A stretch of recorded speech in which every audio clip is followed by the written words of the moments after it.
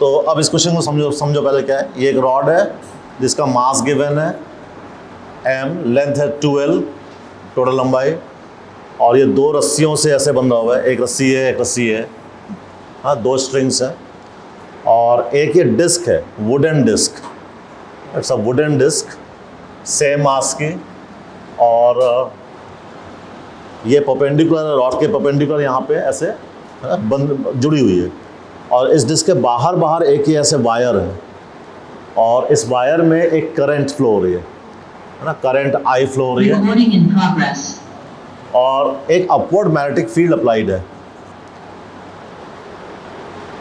और इसमें जो करंट है वो एक तरफ से देखने पर, मान लो इधर से देखने पर, इस साइड से देखने पर क्लॉकवाइज करंट है, ऐसे क्लॉकवाइज करंट फ्लो हो रही है। तो हमें फाइंड आउट करना है कि टेंशन इन स्ट्रिंग P, तो इस P स्ट्रिंग में कितना टेंशन होगा, ठीक है। तो ये क्वेश्चन है।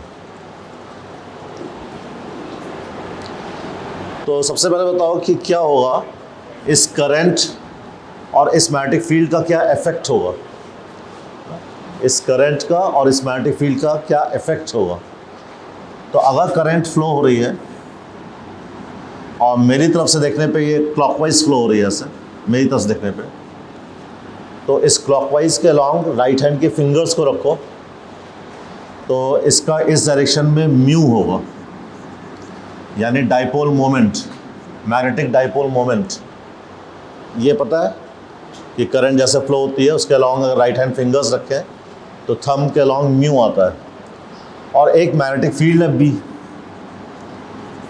तो म्यू और B दोनों होने पे क्या लगता है,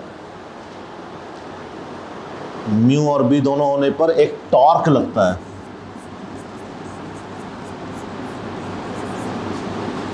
म्यू क्रॉस B, इतना टॉर्क लगता है।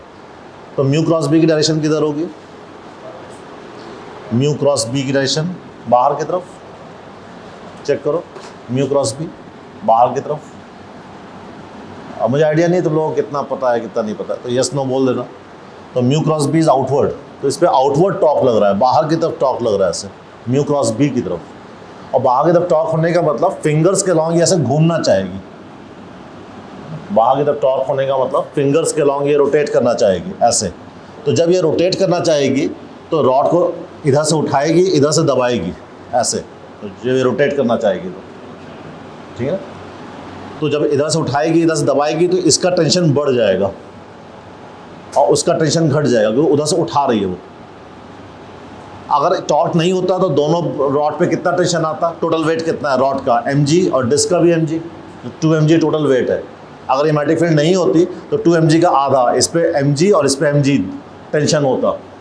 लेकिन अभी इस रोटेशन की वजह से ना, इस टेंडेंसी की वजह से क्या होगा, यहाँ पे ये रॉड उठना चाहेगी तो यहाँ का टेंशन कम हो जाएगा, और यहाँ से रॉड नीचे जाना चाहेगी तो यहाँ पर टेंशन बढ़ाएगी, रस्सी को खींचेगी, और तो हम एक्सपेक्ट करेंगे कि इस रस्सी का टेंशन mg से ज़्यादा हो जाएगा। तो mg से ज़्यादा ऑप्शन अगर देखा जाए तो एक तो ये है और एक ये है, तो इनमें से कोई एक पॉसिबल है, ठीक है। और ऑब्वियस है कि जितना ये मैग्नेटिक फील्ड होगा उसी हिसाब से टॉर्क लग रहा है, तो जो ये टेंशन बढ़ेगा वो B के ही हिसाब से बढ़ेगा। तो 2 mg में तो B है ही नहीं कहीं, तो B तो इसी में दिख रहा है, तो ऑप्शन तो हम चेक कर लेंगे, ये करेक्ट आंसर है।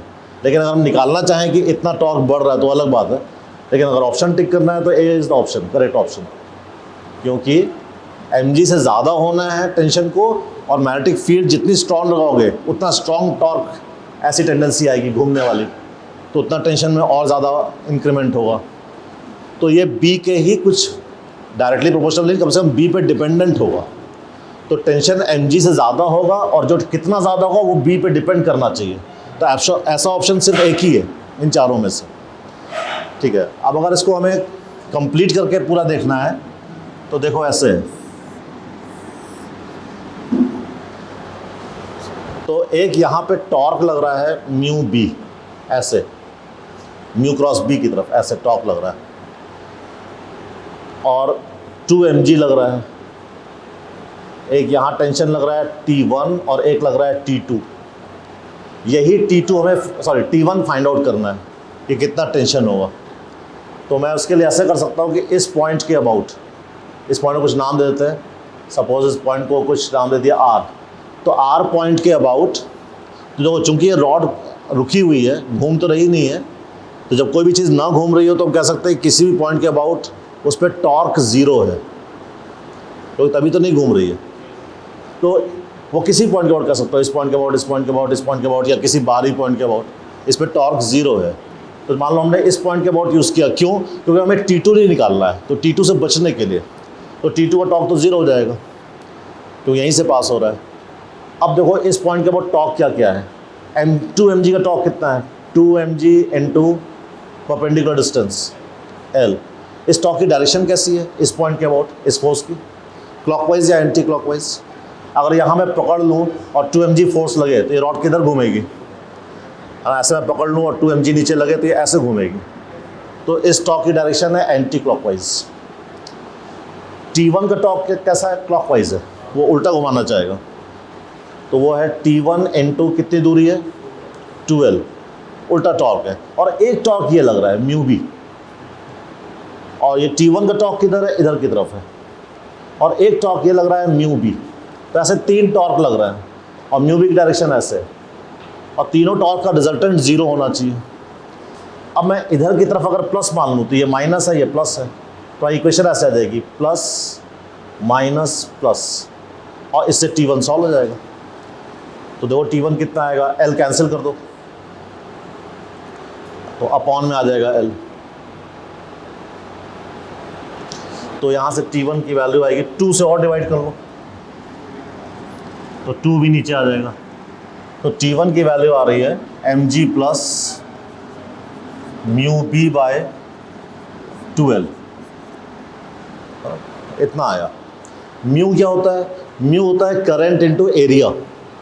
अगर मैग्नेटिक डायपोल मोमेंट है ना, मैग्नेटिक डायपोल मोमेंट की वैल्यू होती है इसमें जो करंट फ्लो हो रही है दैट इनटू एरिया, तो करंट हो गया I, area is pi are square, तो ये म्यू है, तो म्यू बी अपॉन 12, ठीक है ना, तो वो रिजल्ट आ रहा है इससे। ओके, तो ये थोड़ा सा टफ क्वेश्चन हुआ क्योंकि हमें इस टॉर्क का यूज़ करना था, जो इस पर टॉर्क लग रहा था, ठीक है। अगर T2 निकालना होता तो इस पॉइंट के अबाउट टॉर्क यूज़ कर लेते, अगर T2 निकालना होता।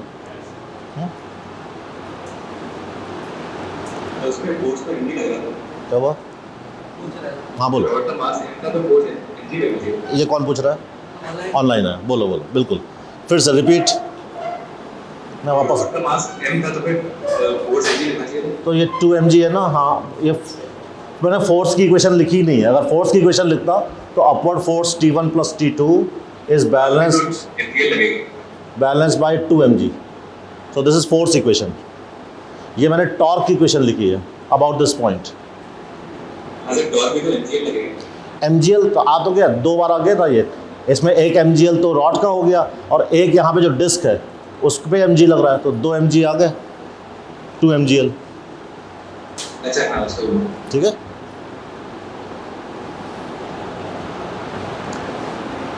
ओके,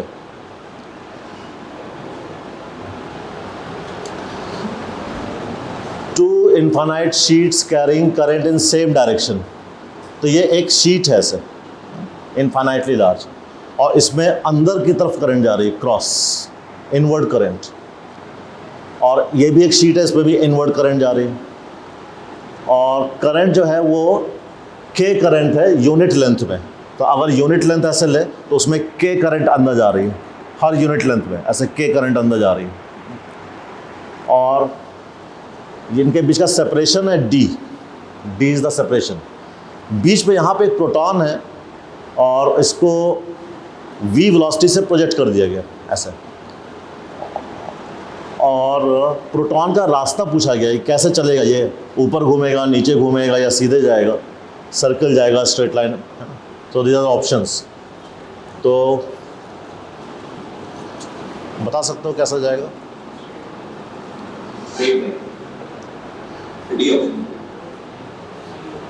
स्ट्रेट लाइन यहाँ भी है, स्ट्रेट लाइन यहाँ भी है, सी ऑप्शन। यस, चलता नहीं है पेन भाई।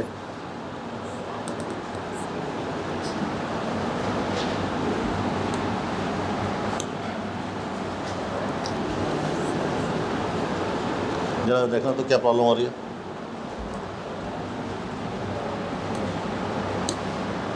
Okay, C is the correct answer. वजह क्या बताओ? Yes anyone? देख रहा है पेन चल क्यों नहीं रहा भाई? चल रहा है। तो इन दोनों के बीच में मैग्नेटिक फील्ड कैसी होती है? If you have any idea. अगर एक शीट है जिसमें कि इनवर्ट करंट है, तो इनवर्ट करंट से मैग्नेटिक फील्ड कैसी बनती है? जैसे मान लो एक ही करंट होती है, सिंगल करंट, सिंगल वायर, तब तो उसकी मैग्नेटिक फील्ड ऐसे सर्कुलर होती है ना, सर्कुलर होती है इस तरीके से, और डायरेक्शन ही होती। अगर इन जगहों पे देखा जाए तो टेंजेंशियल। अगर ये सिंगल है तो, और अगर कई क्रॉस मैग्नेटिक फील्ड है तो सबकी मैग्नेटिक फील्ड जुड़ के इधर ऐसी हो जाएगी और इधर ऐसी हो जाएगी। तो अगर शीट है तो उसकी मैग्नेटिक फील्ड ऐसे होगी इधर, और नीचे ऐसे होगी। और क्या इसकी वैल्यू पता है कितनी होती है? What is the value of this magnetic field? तो वैल्यू निकालने के लिए हम क्या यूज़ करते हैं? Amperes law. तो अगर इस रास्ते पे एम्पियर्स लॉ यूज़ किया जाए तो मान लिया मैग्नेटिक फील्ड बी है, ये वाली बी, और नीचे मैग्नेटिक फील्ड उल्टी बी है, तो इस रास्ते पर एम्पियर्स लॉ लगाओ। एम्पियर्स लॉ लगाने के लिए इस रास्ते को क्या करते हैं हम? इसमें रास्ते पे एल की डायरेक्शन मान लेते हैं। एम्पियर्स लॉ पता है? यस और नो? यस। तो चलो यहाँ से यहाँ तक B dot D L, B dot length कितना हुआ है? यहाँ से यहाँ तक बी इंटू एल। यहाँ से यहाँ तक क्या हुआ? बैक। ओके, नहीं, क्या हुआ है? ठीक है, यहाँ से यहाँ तक बी डॉट एल ज़ीरो, क्योंकि बी ऐसे है, एल उसके परपेंडिकुलर है, तो डॉट प्रोडक्ट ज़ीरो। वैसे इसमें भी zero.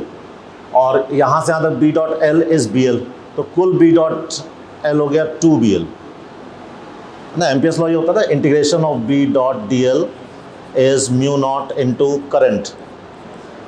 This is Ampere's law. तो इस रास्ते पे मैं एम्पियर्स लॉ यूज़ कर रहा हूँ, और लेंथ की डायरेक्शन ऐसे मैंने मान ली, यूँ क्लॉकवाइज। तो इस पूरे रास्ते का बी डॉट डी एल इतना हो गया, this is equal to mu zero into inside current. तो कितनी करंट इसके अंदर से पास हो रही है? तो इस एल लेंथ में जितनी करंट है, ये वाली करंट, और के करंट है यूनिट लेंथ में, तो एल लेंथ में हो जाएगी के एल।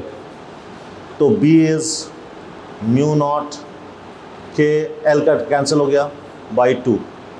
तो एक शीट अगर इन्फाइनाइटली लॉन्ग शीट है जिसमें करंट जा रही है, इतनी मैग्नेटिक फील्ड प्रोड्यूस होती है, म्यू नॉट के बाई 2। ठीक है, म्यू नॉट के बाई 2। तो इसके ऊपर म्यू नॉट के बाई 2, इसके नीचे इधर म्यू नॉट के बाई 2, ऐसे। वैसे इसका इफेक्ट क्या हुआ? इसका भी इफेक्ट देखो, तो इसके ऊपर म्यू नॉट के बाई 2, इधर उल्टा,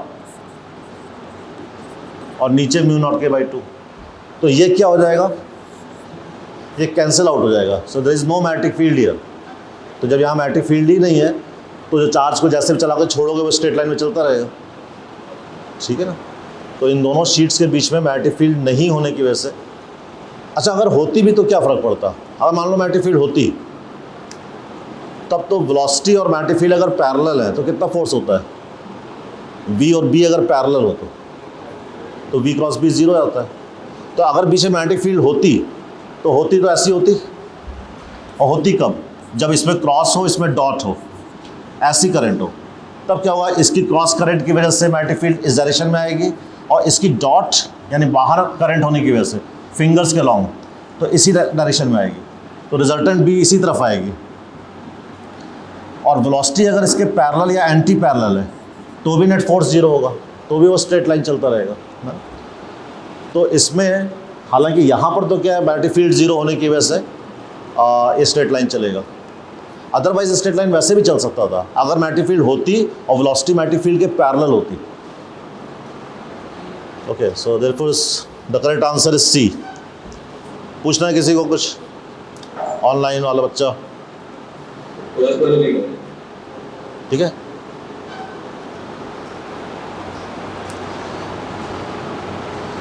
ये क्वेश्चन सीधा सीधा है। इसमें क्या दिया हुआ है देखो, वेलोसिटी दी हुई है, एक चार्ज है, जैसे मान लो कि क्यू चार्ज है, उसकी वेलोसिटी गिवन है। इस क्यू की वजह से कहीं पर इलेक्ट्रिक फील्ड ई जनरेट हो रही है, और फिर हमें निकालना है यहाँ पर बी कितनी होगी। ई गिवन है, बी निकालना है। तो कुछ नहीं करना है, हमें फॉर्मूला लिखना है ई और बी का।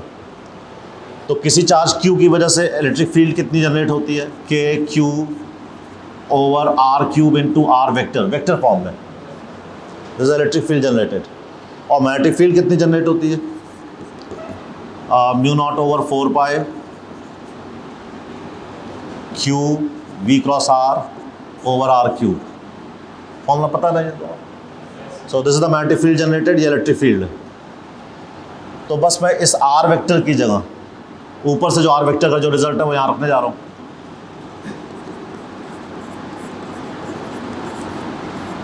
वी क्रॉस, तो आर वेक्टर की जगह यहाँ से आएगा e r cube over k cube.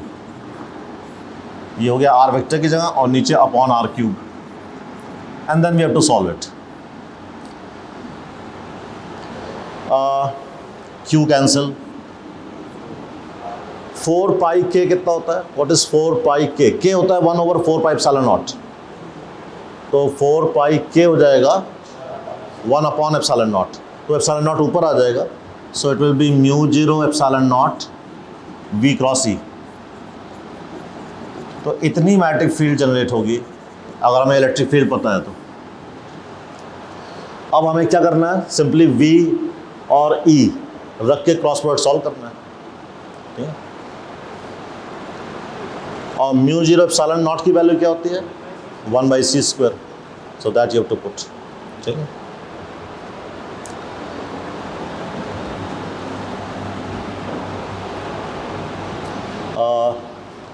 एक वायर है जो कि इस तरीके से बेंट है, यूं। If the current is I then the magnetic induction, ये तो आसान लग रहा है। यहाँ मैग्नेटिक फील्ड निकालनी है, तो इस सर्कुलर पार्ट की वजह से, स्ट्रेट पार्ट की वजह से ऐड करना है। चलें आगे, तो स्किप कर देते हैं। A wire is tightly bound to form a spiral of n turns. तो एक वायरल है जो कि ऐसे स्पाइरल की तरह से, स्पाइरल की तरह से, ठीक है। आउटर रेडियस और इनर रेडियस गिवन है, ए और बी। और टाइटली बाउंड का मतलब ऑलमोस्ट टच कर रहे हैं। When a current is established the magnetic field at the centre, तो सेंटर में मैग्नेटिक फील्ड निकालनी। तो सेंटर मैग्नेटिक फील्ड निकालने के लिए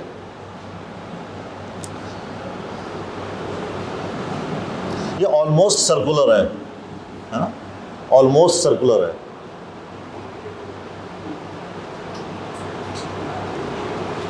पेन कैसे आएगा,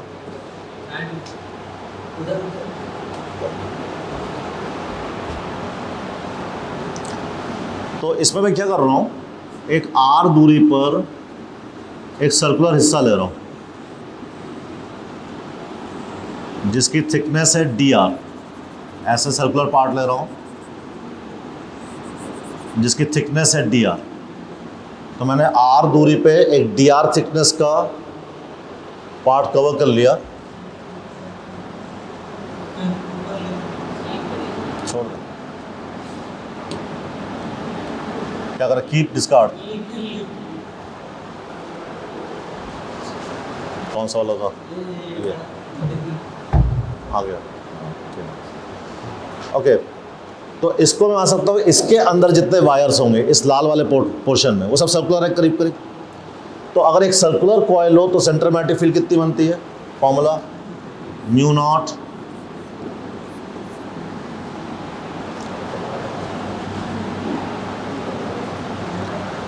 तो अगर सर्कुलर वायर है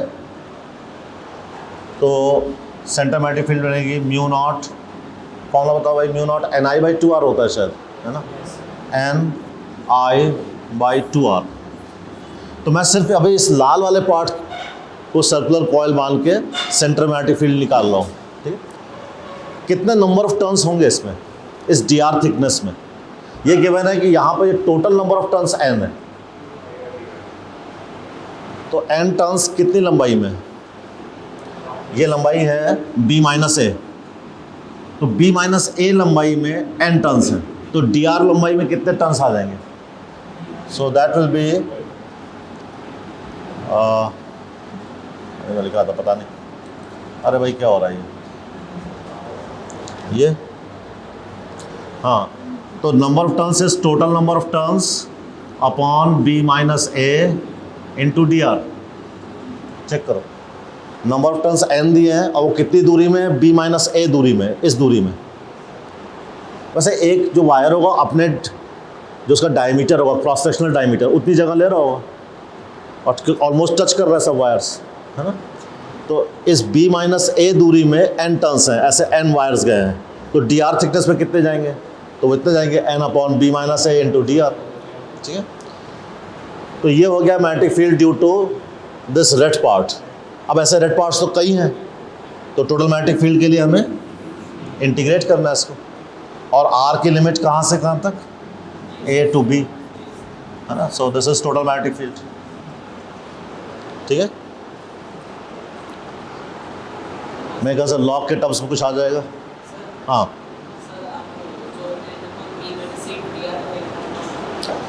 ये वाला टर्म, ये जैसे ये एक वायर हुआ, उसके बगल में ये दूसरा वायर हुआ, फिर तीसरा वायर हुआ, ये ऐसे सर्कुलर है, ऐसे घूम रहे हैं।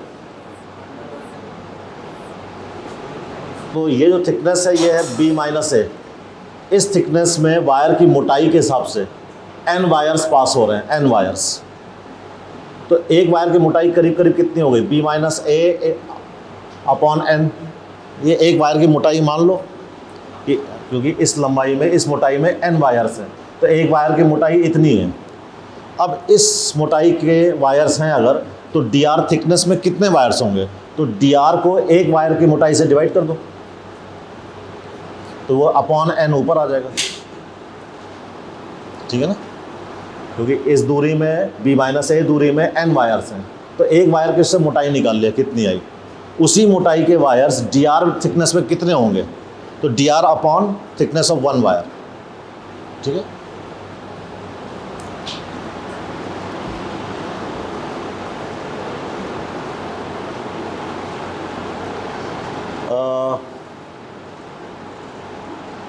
ये आसान है शायद, देखो एक मिनट, फिगर में तो ये b है, ये 2b लिखा हुआ है, इट इज़ b, तो क्वेश्चन में b एंड 2b। यहाँ पे एक वायर, एक चार्ज पार्टिकल क्या है, देखो दो विर्थ है, w की दो विर्थ है। पहली विर्थ में मैग्नेटिक फील्ड बाहर की तरफ है, दूसरी विर्थ में मैग्नेटिक फील्ड अंदर की तरफ है, ठीक है। और एक चार्ज पार्टिकल है जिसका मास दिया है, चार्ज q दिया हुआ है, और v वेलोसिटी से वो एंटर कर रहा है। तो जैसे ही वो v वेलोसिटी से एंटर करेगा तो इस पर v क्रॉस b डायरेक्शन में फोर्स लगेगा, तो v इधर है, b बाहर है, तो v क्रॉस b नीचे आया, तो नीचे फोर्स लगा तो नीचे सेंटर बन जाएगा उसका, जिधर फोर्स लगता है उधर सेंटर, और वो उस सेंटर का चक्कर काट लेगा, है ना। ओके, अब ये जो चक्कर काटेगा उसका रेडियस कितना होगा? mv अपॉन qb, इतना रेडियस होगा उसका। और यहाँ से देखो जो w दिया हुआ है, ये w विर्थ, वो कितना दिया है? क्रॉस मल्टीप्लाई करो, mv अपॉन qb दिया हुआ है, यानी रेडियस के बराबर है। तो ये विर्थ रेडियस के बराबर गिवन है, तो इसका मतलब ये यहाँ से यहाँ तक आ पाएगा ऐसे, और ये इस बाउंड्री को टच कर लेगा, इस बाउंड्री पर आ जाएगा, है ना, क्योंकि रेडियस के बराबर है ये। अब अगर क्वेश्चन में थोड़ा सा और देना चाहिए, अगर वो बाउंड्री को क्रॉस करके इस रीजन में आ जाए जरा सा भी, तो इधर की मैग्नेटिक फील्ड फोर्स लगा लगेगी, ठीक है। तो हम ये एक्सपेक्ट कर रहे हैं कि थोड़ा सा ऐसा क्वेश्चन में ऐसा देना चाहिए कि बाउंड्री को ये क्रॉस कर सके, यानी क्वेश्चन बहुत सटीक क्वेश्चन नहीं हुआ, इसकी लैंग्वेज थोड़ी ठीक होनी चाहिए। वो अदरवाइज हुआ क्या, अगर ये एग्जैक्टली बाउंड्री पे आ गया तो एग्जैक्टली बाउंड्री पे तो क्या बी है पता ही नहीं है, तो बाउंड्री पे आते ही अगर बी नहीं है मान लें तो फोर्स लगना बंद हो जाएगा, वो स्ट्रेट चला जाएगा फिर। लेकिन अगर बाउंड्री से थोड़ा भी क्रॉस कर गया तो इधर की मैग्नेटिक फील्ड फोर्स लगाने लगेगी। ठीक है, तो अब ये मान ले रहे हैं चलो थोड़ा सा क्रॉस कर गया तो इधर की मैग्नेटिक फील्ड की तरफ फोर्स लगाएगी V क्रॉस B। अब V ऐसे है और B अंदर की तरफ है तो V क्रॉस B किधर हुआ, V क्रॉस B इधर की तरफ, तो इधर सेंटर बन जाएगा इस तरफ, और वो इस सेंटर का चक्कर काट के ऐसे जाएगा, उधर सेंटर बन जाएगा। और अब रेडियस कितना होगा ये चेक कर लें, क्योंकि मैग्नेटिक फील्ड डबल हो गई ना, इधर की मैग्नेटिक फील्ड डबल है तो रेडियस क्या हो जाएगा, हाफ हो जाएगा। तो अब जो इधर का रेडियस चल रहा था उसका आधा रेडियस है ये इधर का, तो इस दूरी में अगर ये ऐसे चल पाया था तो इतनी दूरी में ये फिर ऐसे चल पाएगा क्योंकि रेडियस इसका हाफ है। ठीक है, और फिर यहाँ पहुँच जाएगा। तो हमें निकालना है कि कितना टाइम लगेगा। तो यहाँ पर तो ये 1/4 साइकिल चल रहा है और ये हाफ साइकिल चल रहा है, दोनों का टाइम हमें जोड़ना है। टाइम पीरियड का फॉर्मूला क्या होता है, 2πm/qb, एक पूरे साइकिल का टाइम। तो फर्स्ट पार्ट में तो ये पूरा साइकिल नहीं है, पूरे साइकिल का क्या है 1/4 है, और सेकेंड पार्ट में ये पूरे साइकिल का हाफ है। तो सेकेंड पार्ट में 2πm/q × 2b ये टाइम पीरियड होता है सेकेंड पार्ट का, लेकिन उसका हाफ टाइम लगेगा क्योंकि आधा सर्किल कर पा रहा है। ठीक है, और फिर इसको ऐड कर लेंगे जो भी रिजल्ट आ रहा हो। ठीक है,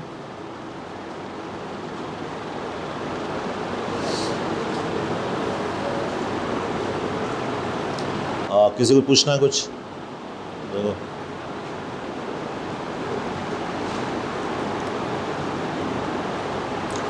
if B is the magnetic field at the center of a circular loop, magnetic dipole moment, ये तो बहुत आसान है। एक सर्कुलर लूप है, उसके सेंटर पे B दिया हुआ है, मैग्नेटिक डाइपोल मोमेंट पूछा है, तो B का फॉर्मूला μ0Ni/2r है ना।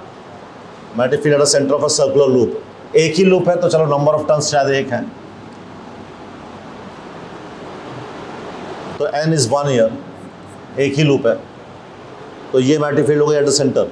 और मैग्नेटिक डाइपोल मोमेंट क्या होता है, current into area, this is magnetic dipole moment.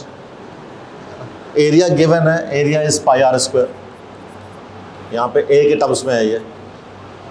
तो बस ये फॉर्मूला है हमारे पास, और हमें क्या निकालना है, इसकी वैल्यू निकालनी है इस टर्म में, उस टर्म में निकालनी है इस डाइपोल मोमेंट की वैल्यू।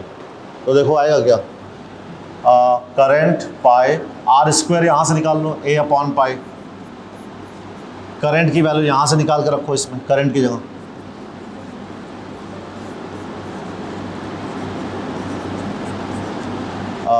चेक करना, ठीक है ना। फिर एक r आ रहा है, इसको फिर हटा दो, इस r को, पाई कट गया, b/μ0 2r, r वहाँ से निकाल लो, √a/π। चेक करना ठीक लिखा है कुछ,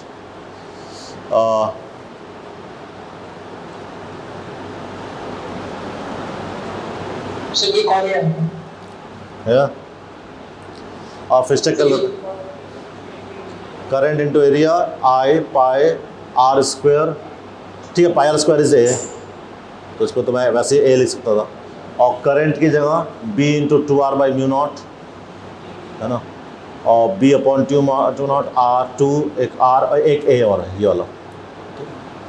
तो ये इस फॉर्म में तो आ रहा है क्या, so this is equal to 2b, a की टोटल पावर 3/2, नीचे μ0 और √π है ना, तो ऐसे आ रहा है ये। तो ये 2 क्या हो गया, ये n हो गया है ना, और 3/2 क्या हो गया, ये m हो गया। तो सिंपल था ये।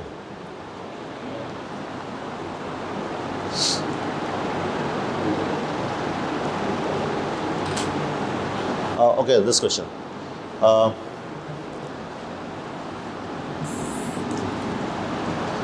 A particle is moving, एक इलेक्ट्रिक फील्ड है E I कैप डायरेक्शन में, और एक मैग्नेटिक फील्ड है B K कैप बाहर की तरफ, ठीक है। और t = 0 पे पार्टिकल 0, A पे है, और वो v वेलोसिटी से आई कैप डायरेक्शन में मूव कर रहा है। कुछ टाइम बाद उसकी लोकेशन 2a, 0 पे, और तब वो मूव कर रहा है 2v स्पीड से -j कैप डायरेक्शन में। ओके, तो ये इंफॉर्मेशन है क्वेश्चन में कि इलेक्ट्रिक फील्ड है, मैग्नेटिक फील्ड है, एक पार्टिकल यहाँ पर एंटर कर रहा है, फिर घूम के यहाँ से निकल रहा है ऐसे।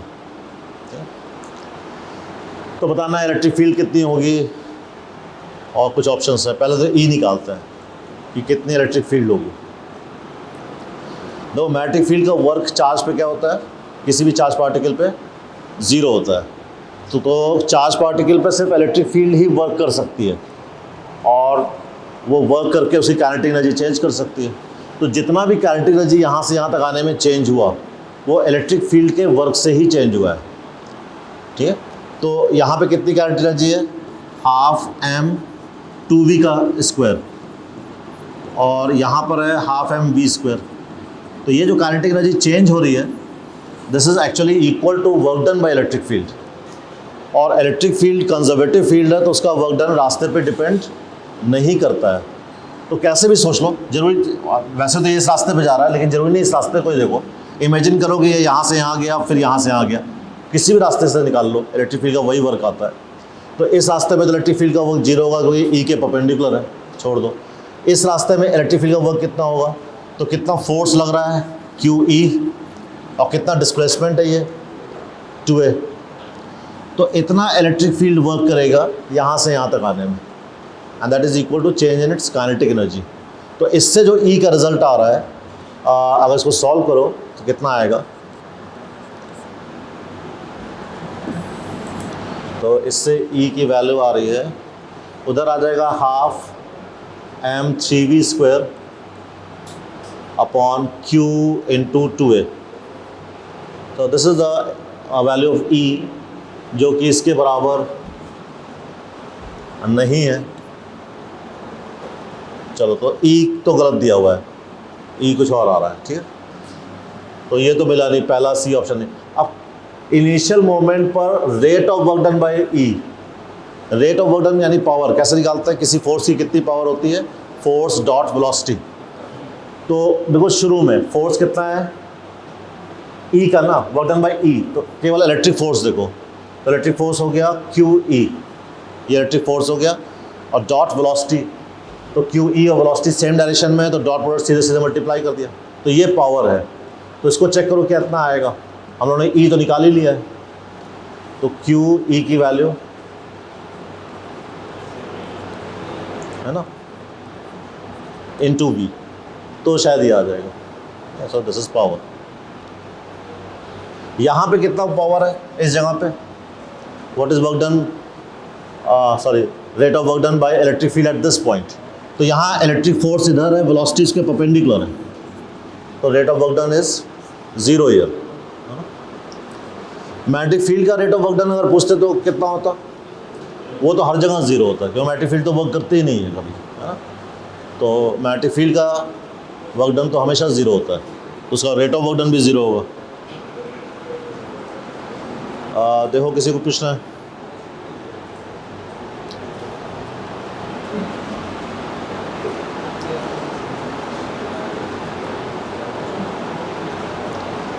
ये आसान है, मैं छोड़ रहा हूँ उसको। ओके, ये देखते हैं, ये भी आसान है, बस इसमें थोड़ा सा देखो क्या करना है। ये एक वायर लूप है ऐसे, ये वाला यूं वायर लूप है, सो this is the wire loop, और एक एक्सटर्नल मैग्नेटिक फील्ड है B आई कैप। तो आई कैप डायरेक्शन में मैग्नेटिक फील्ड है B, तो इस पर कितना टॉर्क लगेगा, तो आसान है तो ना, torque is mu cross B, और उसका म्यू किधर है, करंट के अलोंग फिंगर्स, तो बाहर की तरफ, सो torque is mu cross B, तो इट इज़ म्यू B, और टॉर्क की डायरेक्शन, हाँ आई कैप J कैप चेक कर लो, टॉर्क की डायरेक्शन क्या होगी, तो म्यू बाहर की तरफ है, B इधर है, तो म्यू क्रॉस B किधर आएगा, ऊपर, हाँ चेक करना म्यू क्रॉस B। तो म्यू तो करंट के अलोंग फिंगर्स को रखो, तो थंब के अलोंग म्यू हो गया, और बी उधर है, तो mu cross B is upward, यानी हमारा ऑप्शन जे कैप वाला होना चाहिए। सभी में जे कैप है, कोई फ़ायदा नहीं। ठीक है, ओके। तो ये अब वैल्यू निकालनी पड़ेगी। तो म्यू कितना है? Mu is current into area. इसका एरिया निकालना रह गया बस, इतने पार्ट का एरिया। वो कैसे निकलेगा? इस पूरे एरिया में से इस ट्राइंगल का एरिया घटा दो।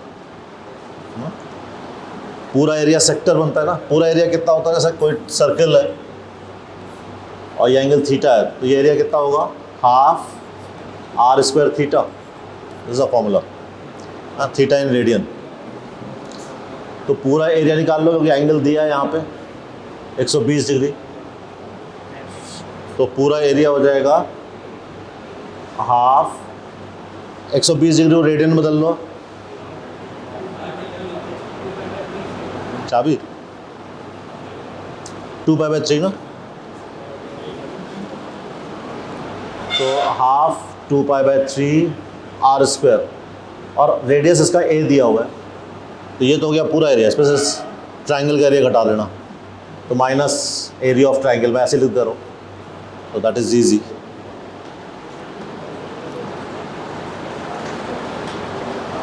दिस इज ईजी, छोड़ दिया।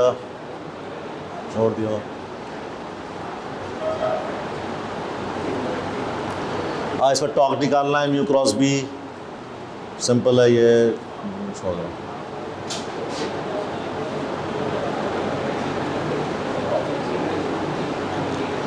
इसमें देखो बहुत सिंपल सा, ये थोड़ा इंपॉर्टेंट हो सकता है। इस करंट की वजह से यहाँ मैग्नेटिक फील्ड बी बन रही है, इस करंट की वजह से। तो अगर मैं कहूँ कि आधी करंट की वजह से बताओ कितनी होगी? केवल आधी की वजह से, तो b/2 होगी, है ना। तो अब आधी करंट तो यहीं रोक दिया, इस आधी करंट को नीचे वाली को ऐसे टर्न कर दिया, मोड़ दिया, तो इस वाले की b/2 तो वैसी रहेगी जैसे कि बाहर की तरफ है। तो इस अपर हाफ की तो b/2 ऐसे हो जाएगी। लोअर हाफ को जब मोड़ोगे तो लोअर हाफ की b/2 अभी तो ऐसी है, लेकिन जब इसको हम मोड़ेंगे तो अपने साथ साथ वो b/2 को ही मोड़ देगा, ऊपर कर देगा। तो यहाँ पर अब दो मैग्नेटिक फील्ड हो गई, b/2 इस डायरेक्शन में और एक b/2 बाहर। तो रिजल्टेंट हो जाएगा b/2√2। ठीक है ना। तो अब b कितना दिया है? ये दिया है 8/√2 दिया है, इस पूरे की b, और बाद की b पूछा है तो इस b के अंदर तो 8/√2, है ना। तो इट्स सिंपल।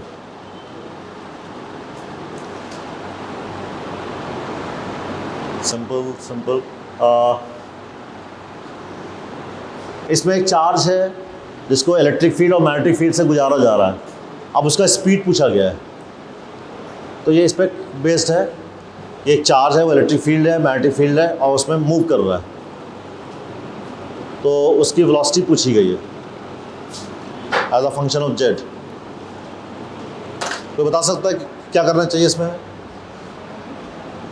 इलेक्ट्रिक फील्ड दी हुई है E0 बाहर की तरफ, मैग्नेटिक फील्ड दी हुई है -B0 J कैप, और ओरिजिन से कहीं ओरिजिन होगा, यहाँ पे एक चार्ज पार्टिकल को छोड़ दिया गया, और अब वो चार्ज पार्टिकल चल रहा है दोनों फील्ड की वजह से। तो अब उसका चार्ज पार्टिकल का जो z कोऑर्डिनेट है, उसके z कोऑर्डिनेट के टर्म्स में उसकी स्पीड चाहिए, कितनी स्पीड होगी। तो बताओ, जो इसकी काइनेटिक एनर्जी चेंज होगी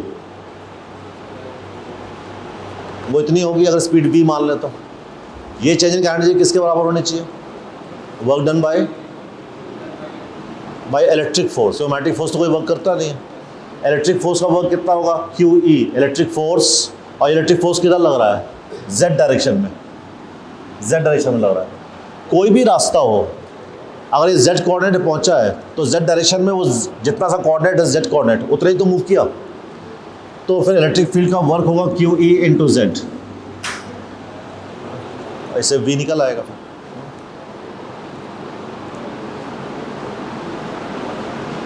तो इलेक्ट्रिक फील्ड पे डिपेंड नहीं करेगा, छोड़ दो। इलेक्ट्रिक फील्ड पे डिपेंड नहीं करेगा, छोड़ दो। इलेक्ट्रिक फील्ड, सब में इलेक्ट्रिक फील्ड आ रही है। आप बताओ, ये सॉरी मैग्नेटिक फील्ड पे डिपेंड नहीं करेगा। ये मैग्नेटिक फील्ड वाला टर्म छोड़ दो, इसमें मैग्नेटिक फील्ड है, छोड़ दो। तो ये दो ऑप्शन बचे, तुक्का मारना होगा तो इन्हीं दोनों में से, है ना। बी वाला नहीं हो सकता, है ना। हाँ मतलब मैं ऐसे बता रहा हूँ, अगर सॉल्व नहीं करना हो, गेस करना हो, तो कम से कम बी वाला तो छोड़ देना, है ना।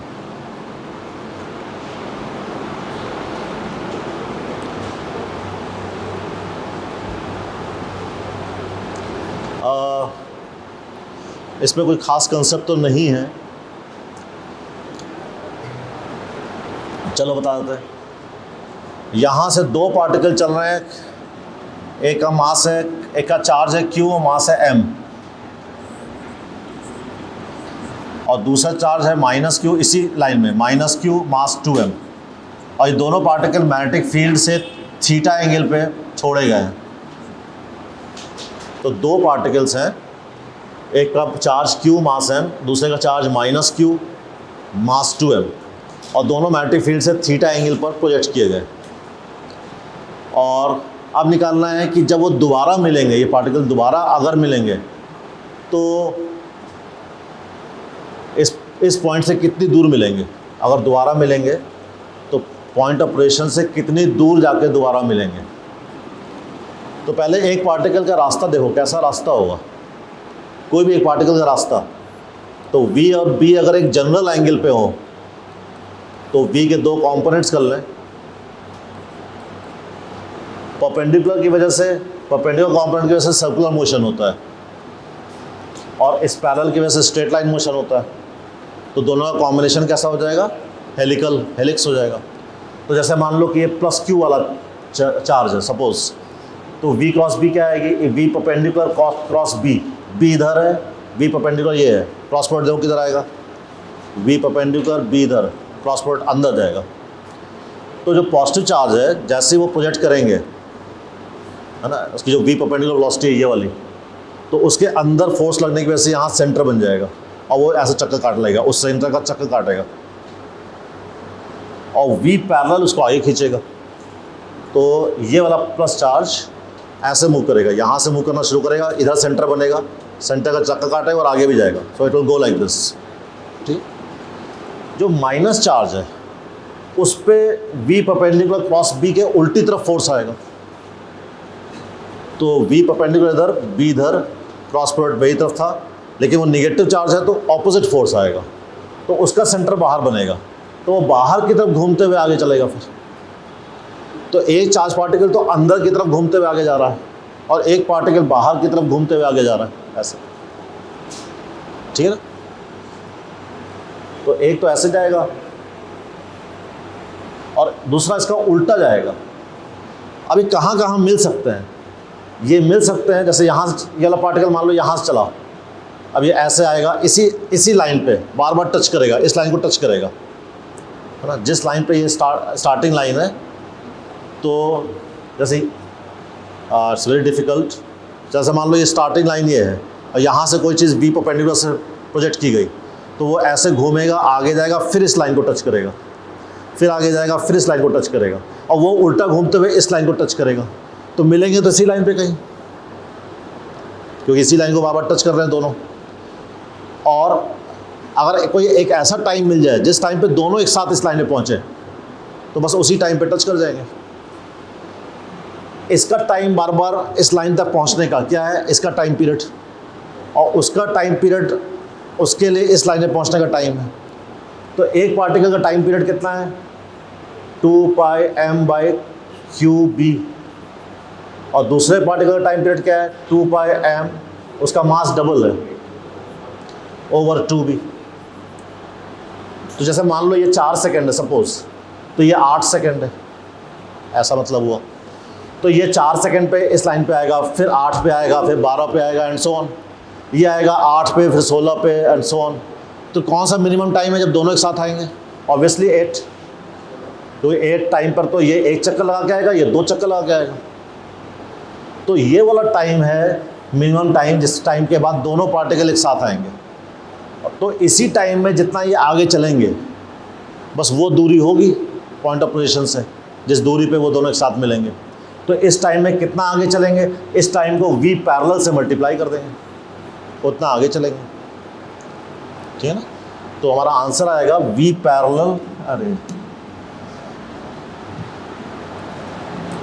तो आंसर इज V पैरेलल तो हमारा आंसर हुआ V पैरेलल। अभी मैं सीख नहीं पाया हूँ भाई, sorry.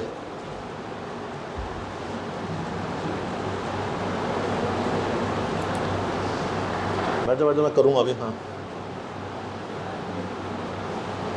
So answer is V parallel. V parallel कितना होगा? V parallel is V cos theta. This is V parallel into year और time, so that is 4 pi m over 2b, sorry QB। ऐसा कोई ऑप्शन होना चाहिए। कौन सा? वो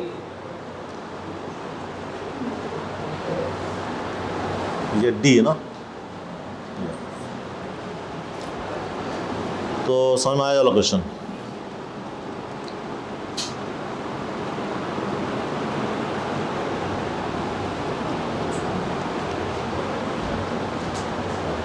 ओके, ये क्वेश्चन थोड़ा सा कंसेप्चुअल है। इसमें क्या है, ये करंट है,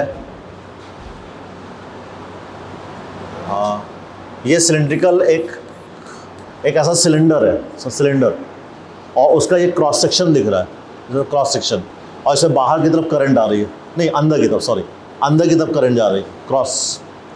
तो हमें मालूम अगर अंदर करंट हो तो ऐसी मैग्नेटिक फील्ड लाइंस प्रोड्यूस होती है, ढेर सारी, अंदर बाहर सब तरफ, है ना, ऐसे बी प्रोड्यूस होती है।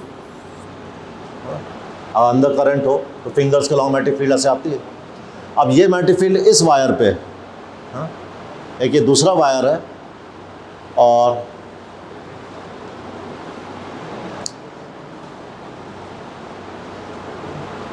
वैल्यू ऑफ हमें निकालना है B dot D L. Okay, ये वायर नहीं है, ये एक रास्ता है, ए बी रास्ते पर कितना B डॉट डी एल होगा ये निकालना है।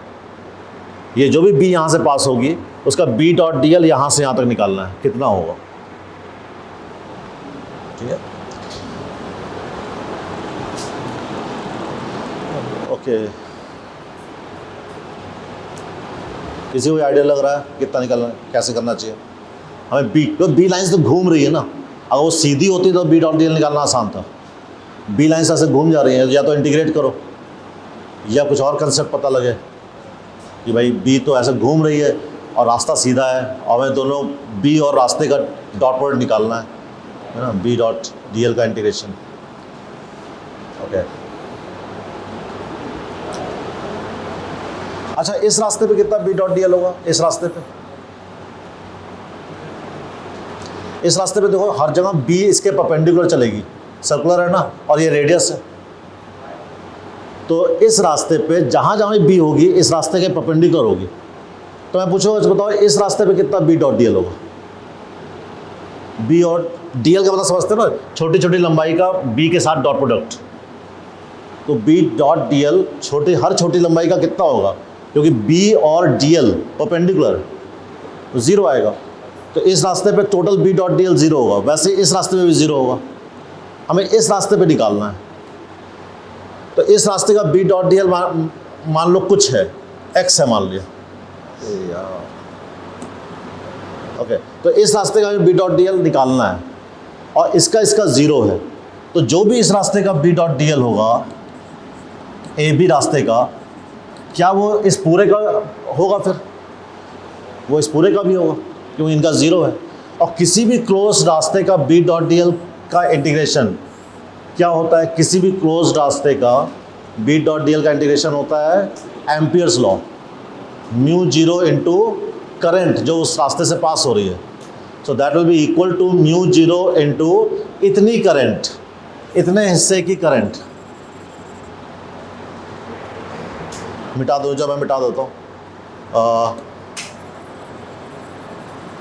तो जो करंट हमें चाहिए वो ये वाली चाहिए, ये वाली करंट, क्योंकि करंट तो बस इसी में है ना, और जो इसके अंदर से पास हो रही है बस वो इतनी है। तो इतने हिस्से की करंट, और वो करंट हम कैसे निकाल लेंगे? Okay, I0 current distributed throughout, तो हमें इतने हिस्से करंट निकालनी है। So that will be I0 upon total area pi are square into ये वाला एरिया। सेक्टर का एरिया क्या formula? Half r square into angle in radian, 60 degree है, π/3। तो बहुत अच्छा क्वेश्चन था ये, है ना। तो इसमें हमें बस इतना क्लिक करना था कि उन रेडियल वायर्स पे, रेडियल पार्ट्स पे B.dl 0 है, उन रेडियल पार्ट्स का। तो इन रेडियल पार्ट्स का B.dl 0 होने की वजह से जो भी इसका होगा वही इस पूरे का होगा। और जब भी क्लोज रास्ते का B.dl हमें यूज़ करना हो तो एम्पियर्स लॉ लगाएंगे। So that is equal to μ0 into current through it.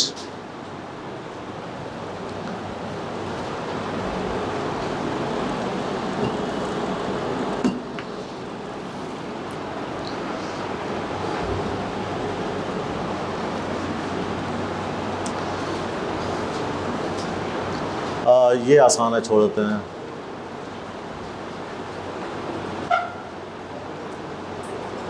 ऐसा क्वेश्चन किया हुआ है क्या पहले? ये भी बहुत आसान है हालांकि। जैसे मान लो कोई करंट है और यहाँ मैग्नेटिक फील्ड निकालनी है, तो कैसे निकालते हैं? μ0I over 4πr। r का मतलब ये परपेंडिकुलर डिस्टेंस, और फिर इस पॉइंट को एंड से जोड़ देते हैं। और अगर ये एंगल θ1 θ2 है तो इनटू,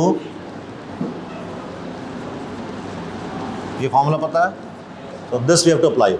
करना क्या है, देखो एक करंट ये है और एक करंट, ये करंट ऐसे जा रही है, ऐसे जा रही है, और हमें यहाँ पे मैग्नेटिक फील्ड निकालनी है। ठीक है, ऐसे ये करंट कैरिंग वायर है और मैग्नेटिक फील्ड यहाँ निकालनी है।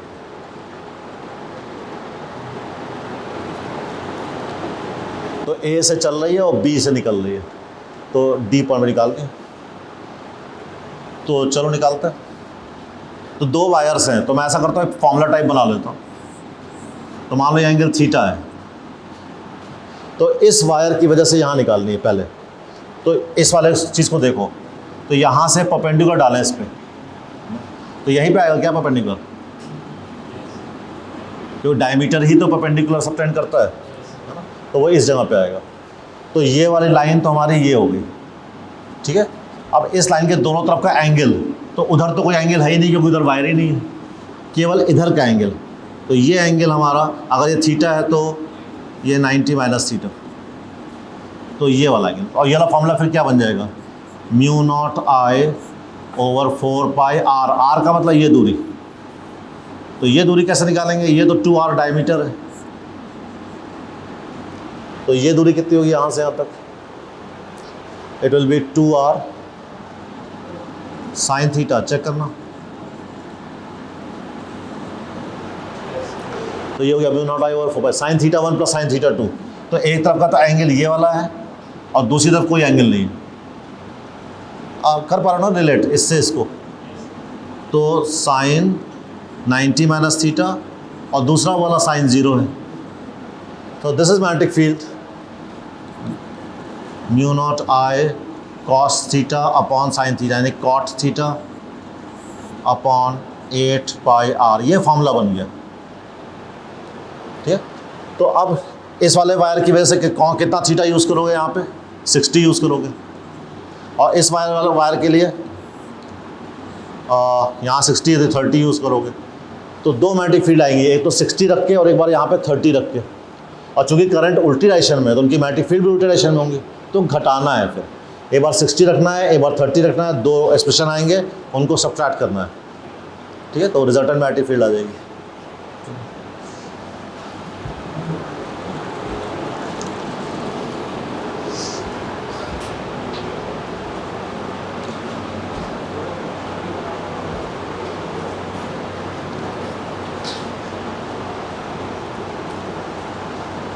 ओके, इस क्वेश्चन को देखते हैं भाई। तो लोग ऐसा समझ में आता है जल्दी जल्दी? नहीं, मैं ऐसे ही पूछ रहा हूँ कि मैं तो फर्स्ट टाइम हूँ, मुझे लग रहा है शायद प्रैक्टिस हो गई होगी तुम लोग की ऐसे ही। ठीक है, ऐसे हाँ ना बोलो कुछ। ये तो ऐसा होता है ना, सुनते रहो आराम से, सुनते रहने में तो दिमाग पे जोर पड़ता ही नहीं कुछ। चलो खैर, फिर सोचेंगे कैसे और क्या किया जा सकता है। ये एक वायर फ्रेम है ना?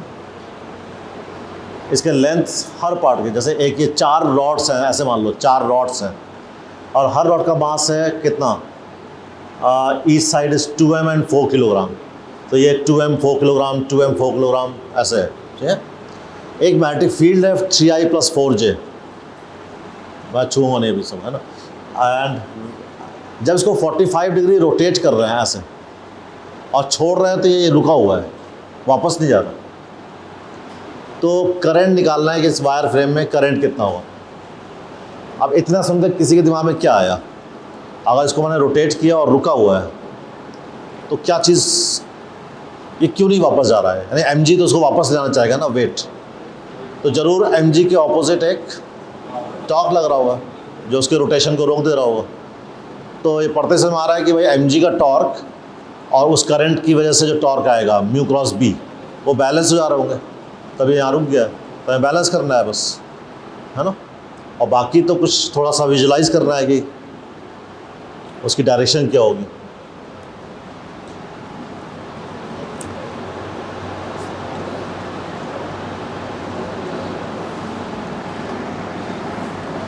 ओके भाई, तो ये x डायरेक्शन है, ये y है, z। अभी इसका म्यू वेक्टर किधर है,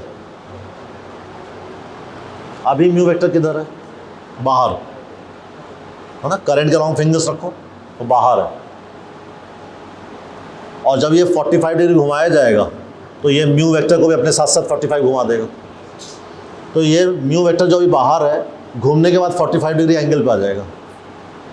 तो म्यू वेक्टर को लिखोगे कैसे, म्यू की वैल्यू कितनी है, चलो वो तो है current into area, current into area. तो म्यू की वैल्यू है करंट इनटू एरिया, और एरिया है 4, है ना, 2 स्क्वायर, 2 मीटर के हैं। तो ये तो म्यू की वैल्यू हुई। और 4i करंट भी दिया है क्या, करंट करंट करंट निकालना ही है, ठीक है। तो ये म्यू ऐसा है, इसको वेक्टर फॉर्म में कैसे लिखे, इस म्यू का एक कंपोनेंट तो बाहर होगा यानी z डायरेक्शन में, और एक कंपोनेंट ऊपर होगा y डायरेक्शन में, और 45 डिग्री पे। तो इस म्यू को लिख सकते हैं 4i cos 45। अब cos में चिंता नहीं करना है कि cos है कि साइन है, वो सब। एक कंपोनेंट आएगा इसका बाहर की तरफ j k कैप, और एक ऊपर आ रहा है, तो मैं ऐसे लिख दे रहा हूँ, ऊपर का मतलब j कैप, इसको भी √2 लिख दिया, ठीक है। तो ये म्यू वेक्टर हो गया जब इसको टर्न करेंगे, तब टर्न होने के बाद समझ आ रहा है, पहले इतना चेक करो। अब म्यू क्रॉस बी, तो इस म्यू को क्रॉस करो बी के साथ, बी ये दिया ही हुआ है, इतना तो मैथमेटिकली कर ही लोगे, इसे क्रॉस प्रोडक्ट जो भी आएगा। इसको किससे बैलेंस करना है, mg के टॉर्क से, हाँ। तो इसकी पहले न्यूमेरिकल वैल्यू निकाल लो कि कितनी आएगी इसकी न्यूमेरिकल वैल्यू। तो उतना टॉर्क तो म्यू के टर्म्स, मतलब म्यू की वजह से लग रहा है, और न्यूमेरिकल वैल्यू में आई के टर्म्स में आएगा, आई के साथ समथिंग आई करंट के टर्म्स में। और फिर इसको हमें बैलेंस करना है mg के टॉर्क से। तो mg का टॉर्क बताओ कितना होगा, जब ये ऐसे इंक्लाइंड हो जाएगा तो बीचों बीच से mg लग रहा है, कितना mg लग रहा है, 4 किलोग्राम के चारों रॉड, यानी 16 किलोग्राम। तो 16 किलोग्राम इसके सेंटर मास पे लग रहा है। और एक्सिस कौन सी है घूमने की, जिससे जो घूम रहा है एक्सिस ये है, इस लाइन के चारों तो घूम रहा है ना। तो इस एक्सिस के अबाउट हमें टॉर्क निकालना है। तो mg यहाँ पे जब ये टर्न हो जाएगा, तो ये जो दूरी है ना, ये दूरी कितनी होगी, 1 मीटर। यही 1 मीटर 45 डिग्री टर्न हो जाएगा, और फिर यहाँ mg लग रहा है। और टॉर्क कैसे निकालते हैं, mg की लाइन को बढ़ाओ, परपेंडिकुलर डिस्टेंस से मल्टीप्लाई करो, तभी तो टॉर्क निकलेगा। तो इसका mg हुआ 4g, और परपेंडिकुलर डिस्टेंस हुआ इसमें इस 1 का कंपोनेंट, दैट इज 1/√2। तो इसका जो मॉड आएगा ना, this mod should be balanced bye 4g × 1/√2। इससे करंट निकाल लें। तो क्वेश्चन समझ आ गया, तभी हमें टॉर्क इक्वल करना है। तो टॉर्क है म्यू क्रॉस बी, तो बी तो वेक्टर फॉर्म में दिया ही था, म्यू हमें वेक्टर फॉर्म में सोचना पड़ेगा कि म्यू वेक्टर फॉर्म में कितना है। और म्यू क्रॉस बी का जो भी मैग्नीट्यूड आएगा वो mg के टॉर्क के मैग्नीट्यूड के बराबर होना चाहिए। ठीक है,